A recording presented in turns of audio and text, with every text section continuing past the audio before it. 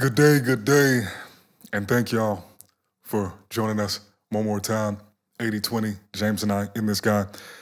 And today, we always rack our minds trying to figure out what would be a worthwhile topic to get into. And it seemed to make sense to discuss the most recent Met Gala. Now, turn pivot, see, better. Now, I'm not overly familiar with the Met Gala in and of itself. You know what I'm saying? It's become very prominent in rap music. That's slick. The only reason I really know about it because some years ago, when Kanye was really on his Parisian vibes, just kind of high art, high fashion became more prominent of a thing in terms of awareness in the community. But this past weekend, if I recall correctly, was the Met Gala this past week. And, plenty of people there. But Andrea Ocasio-Cortez, that's how you say her name. AOC. You can just refer to her as AOC. I know, I wanted to try to do the whole thing. She had this dress on, right? This red dress. And it was talking about... White dress. White dress, red writing that said, tax the rich. Cool. So that's the setup. Let's talk about it. I think it's very signally. I think it shouldn't have been done.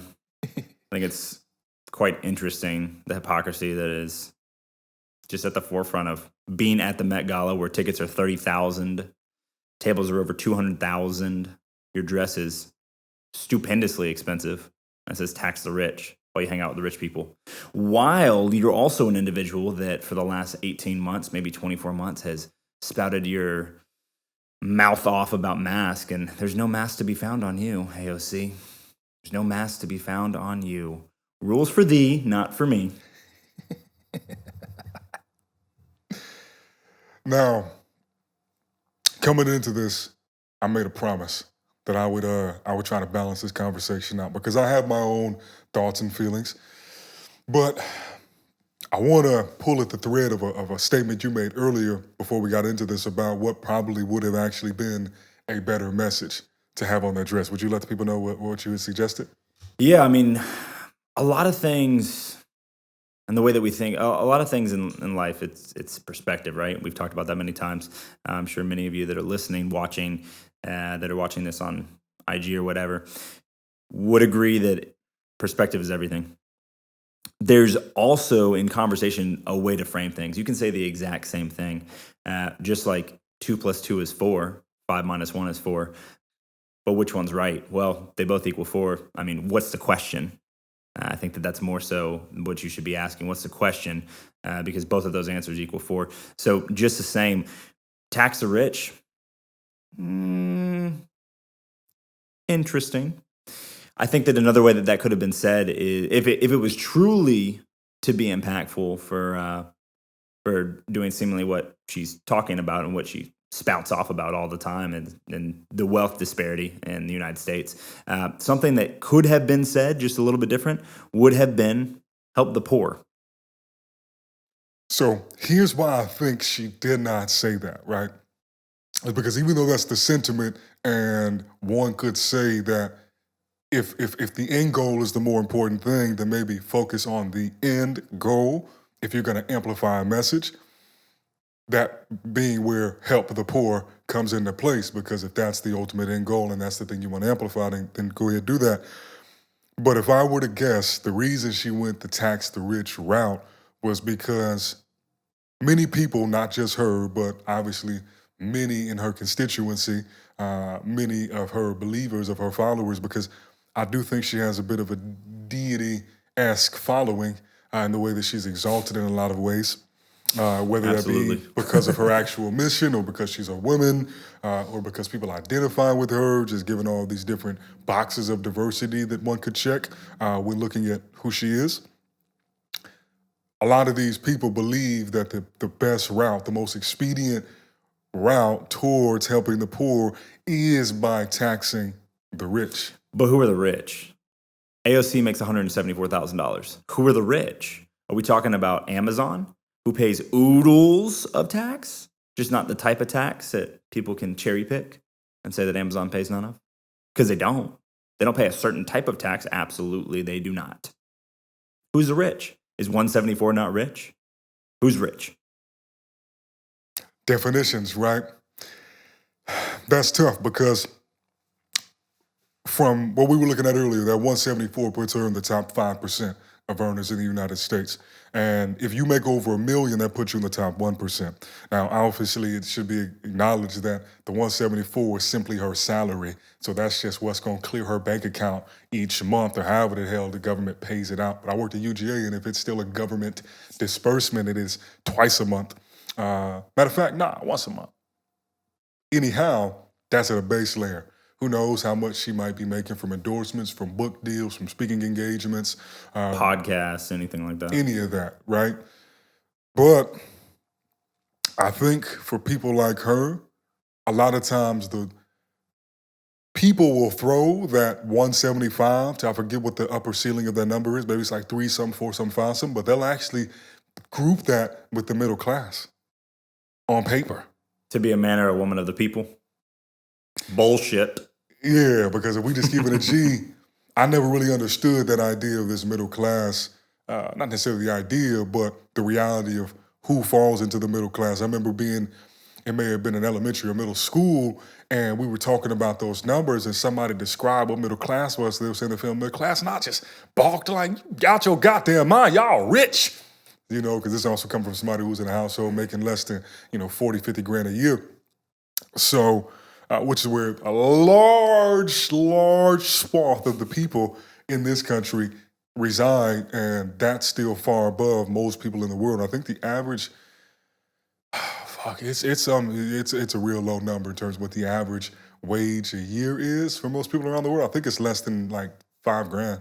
I was looking at this. I might still have it pulled up.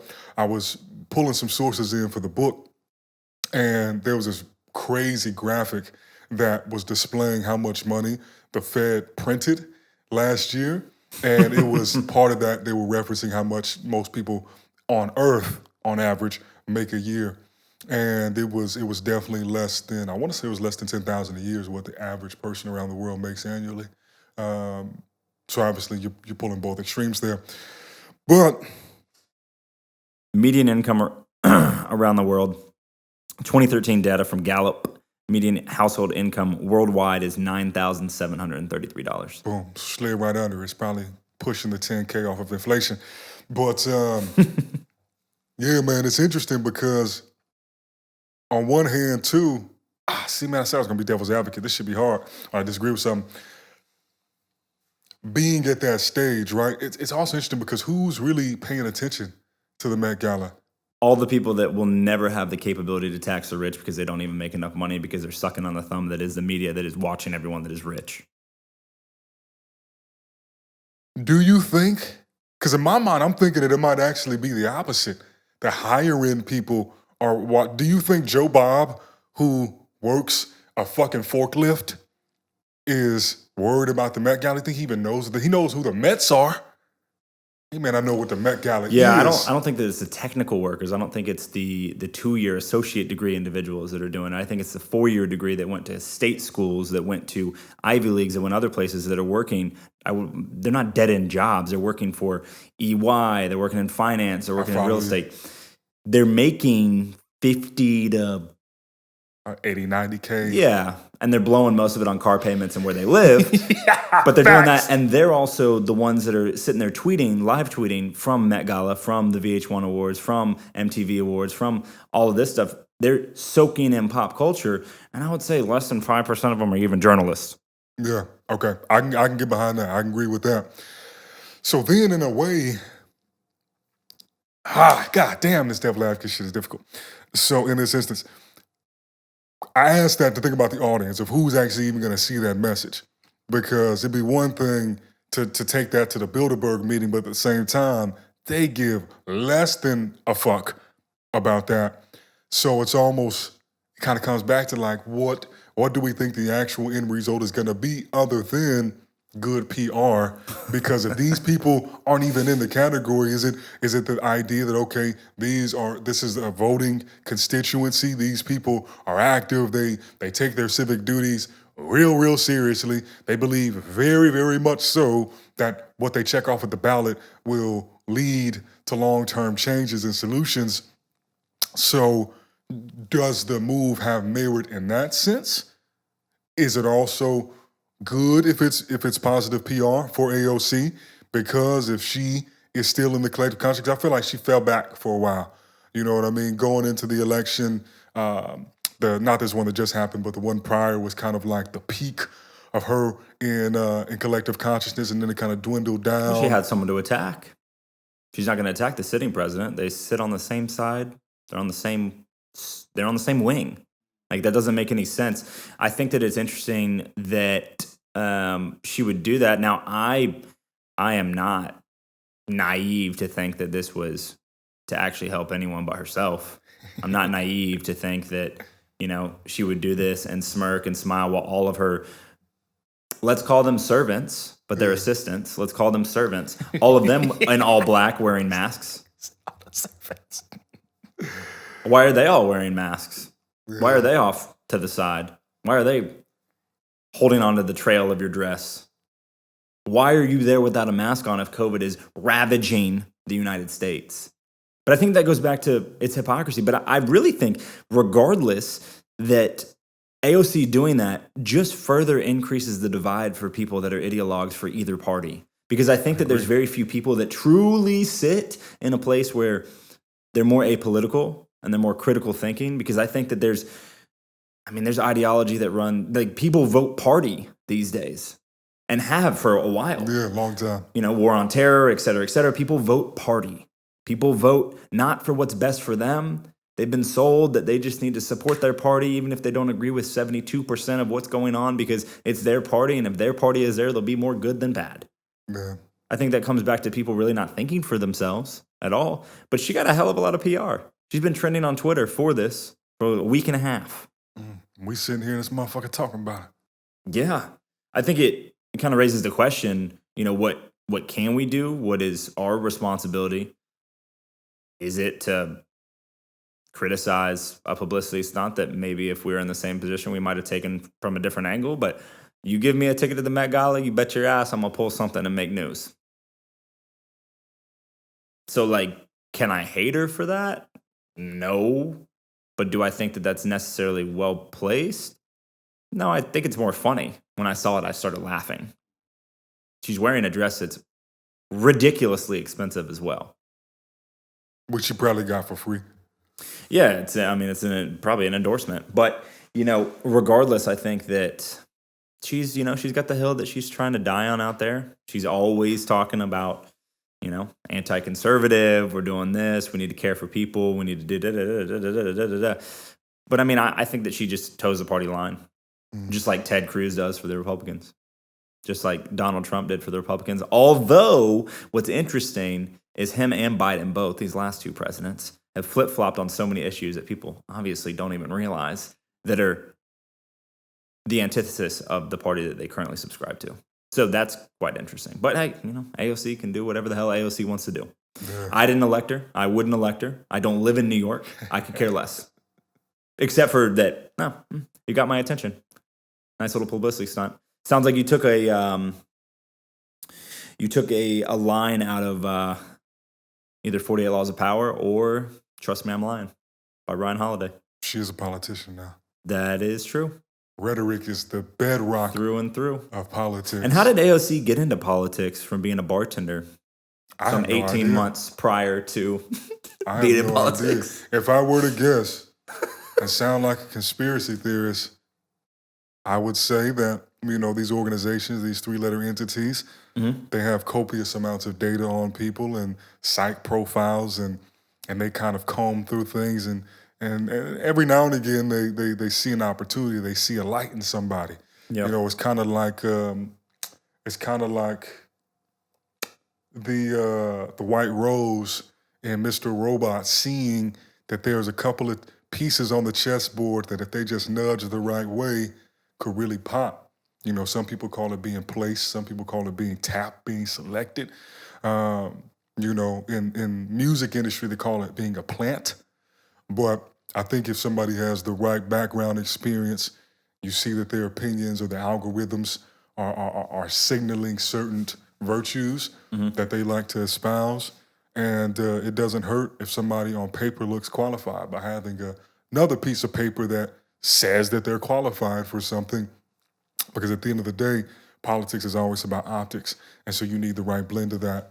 And, what better way than to take a young minority? Because remember, at this time, too, it wasn't necessarily I'm not going to say there wasn't an emphasis on the black, quote unquote, spectrum of color, but it was definitely a period where there was a lot of empathy being broadcast for Hispanics and Latino people because of the border and all these, perceptions on how these people are being caged and all this, that, and the third.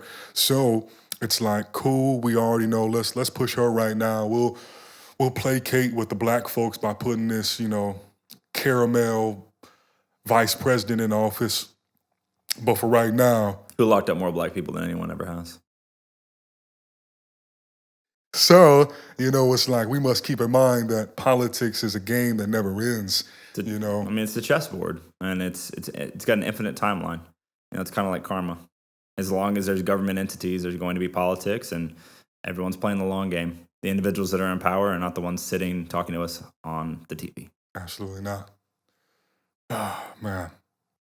So does anything positive come out of this AOC stuff? Does it maybe wake anyone up? I mean, some people sit, pseudo-moralistically on climate change being the worst thing that's ever fucking happened, that's ever going to happen. Yet we see a reversal of many things that we as humans did. We see a reversal in the time that people were not traveling in the middle of the pandemic. Like, what do we take from this? Do we continue to insert ourselves in positions where we can affect change if for no other reason than to garner some attention for a certain cause? Is that what we take from this, from AOC's book here? Or, do we chalk it up to, this is how politics goes? This is hypocrisy? I don't really know what to take from it. It's kind of funny to me. I mean, she's now also the cornerstone of a ton of memes. Who wore it better, the Chick-fil-A bag or AOC? No. Yeah. And I did think it was an interesting font choice. It looked like blood to me. Yes, it almost looked like the same. It almost looked like the same font choice that was used in the Purge promo material, right? Those 4 videos, and then also the same font choice that Lil Nas X used for his Satan shoes. But I don't know. I mean, let me not say too much. I don't want a bullet through the face.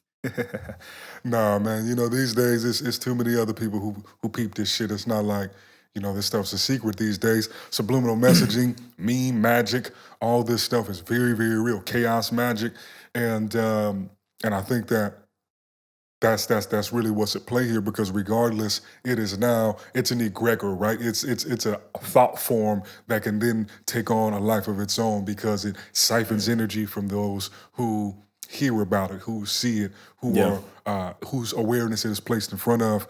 And I think that's really always the ultimate goal is, okay, how can these people who help to coordinate these shows and who help manage the schedules of different high-profile people and this, that, and the third, and where all those things begin to converge and overlap and intertwine is really to serve a purpose of coordinating and steering the collective consciousness focus. Because ultimately, sure, it's maybe brought the conversation back to focusing on that, but conversations are cool, but the shit's just words. It's what would be a bigger gesture is if all the people who are really on this shit, really on this tip, and this goes for any socio-political community activist issue, because what we see and what has been, I think, even more rampant in the last 10 years, because it wasn't really a possibility before, is this virtue signaling is a word for it, but doing these things for the optics of it versus the actual end goal. Back in the day, can you imagine if people had the ability to get hosed down by the police and had dogs put on them? What that would do for their clout on social media if they were activists today? Oh, right now, I mean, they go to the moon. They go from 5 followers to millions. It would be such good press for them. That's not what these folks had back in Selma. Look at, was that Jesse Smollett? Yeah, Jesse Smollett, Jesse Finesse, who also was backed by Kamala Harris, who defended him. Now, she can defend whoever the fuck she want to defend, but we saw a PR stunt gone horribly wrong. Horribly wrong. For those who don't know, we'll catch up briefly. Basically, Jesse Smollett, as Dave Chappelle calls him, he was an actor on this show called Empire, right? It was basically like this musical, gritty show on Fox some years ago. And he was a man who said identified as gay. Now, whether or not that's how he was getting down, who the fuck knows? Could just be another role he was playing, kind of like Joaquin Phoenix and I'm Still Here, where it's just like the role continues over into quote unquote real life. So anyhow, he's in Chicago and reports come out that he gets jumped, that he gets mugged by some people. And that when these people mugged him, they called him a faggot and then threw a noose at him. So damn. So we got the gay shit, we got the black shit. And boom, what an issue. But then it comes out that it was 2 Nigerian dudes who were hired who did this whole thing. And they came out later and was like, yeah, man, we got to check. And somebody just told us to, do X, do Y. Basically, they broke character. They fucked up. Now, if they're still here, who knows what the fuck happened to them, right? But it was just super funny because it all comes out and then basically his career crumbled and you ain't hear from the man since. But I go into that to simply communicate that this game, that this farce, that this show, that this stage, oh man, the lights, camera, action is real, and you never know when you're in the middle of a scene versus when some shit really is actually happening or when it's just made to draw your attention in so that then they can problem, reaction, solution, Hegelian dialectic, finesse the whole shit. So, AOC, once again, she got trending. That definitely gives her like a power up, in the Matrix for a while. Now she can go and get a couple extra speaking engagements, run it up a little real quick, and yeah. I think for me, all this does is it's just a great reminder that we're playing chess, not checkers. That's all. It's, I don't know, I can't be mad at the woman.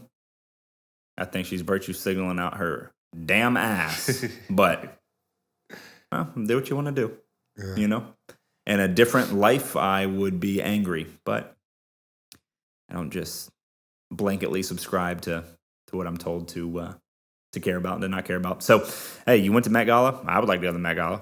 That's dope. Yeah, you did what you did. And in these actions, you didn't hurt anybody. Fact. Not by wearing that dress, from what I can see. So, what can I really say other than you won this news cycle? Hey. And you're probably going to try to do it again. Hats off to respect. That takes a skill. One thing I'll add before we hop off is that the only time these sort of things in my mind become problematic is just their tendency to further divide people. Granted, that's really what all this shit in terms of media is designed to do because there's an energy in division. If everybody just loves each other, sure, that's a more powerful energy, but for most people, that's not as exciting, that's not as engaging. There's no asymmetry there, though. You know what I'm saying? There's nothing to viscerally get worked up about, have your adrenaline pumping. And so I just think we all, no matter what side it's on, no matter if it's something you support, don't support, we must be careful about the rhetoric that we subscribe to, the rhetoric that we amplify, that we retweet, that we send back out, and really keep in mind what's the end goal of what that rhetoric claims versus what would actually be the result of that rhetoric opposed to actually the actions, the things that could be actually done to assist. So for instance, interest, if we want to help the poor, teach them financial literacy, teach them skills. Don't SEC go after companies like Coinbase for offering an interest product to their clients. Or start to just drop into everyone's bank account and monitor through AI everyone's transactions over $600. You really want to help the poor, stop doing that. You really want to go after fish, go after people that are embezzling money all over the place.